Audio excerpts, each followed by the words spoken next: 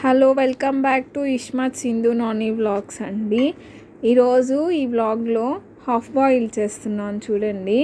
Pan పెట్టుకొని oil వేసుకొని broke చేసుకోవాలి. ఎగ్ని వేసి అలాగే వేసేయాలి, కదపకూడదు. దాని మీద సాల్ట్, పెప్పర్, చిల్లీ పౌడర్ వేసుకొని అలాగే సిమ్లో పెట్టుకోవాలి. గ్యాస్ అనేది సిమ్లో పెట్టుకుంటే కింద నైస్గా రోస్ట్ అవుతుంది.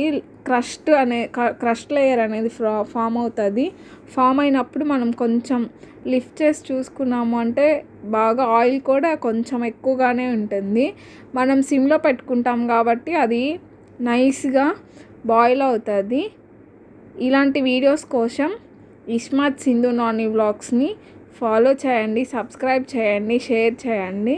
చూడండి, డాబా స్టైల్ లాంటి ఆమ్లెట్ వచ్చింది కదా. ఇది అలాగే వేడిగా తినేస్తే ఎమ్మీగా ఉంటుంది. ఈ ఎమ్మీనెస్ని మీరు కూడా ట్రై చేసి నాకు కింద కామెంట్ చేయండి. అండ్ మా వారికి నేను ఎప్పుడు పోషిస్తూ ఉంటాను. అండ్ మీ వారికి కూడా మీరు పోషించి శబాష్ అనిపించుకోండి. And thank you. చూడండి ఎంత కలర్ఫుల్గా వచ్చిందో, బ్లాక్ రెడ్ అంతా.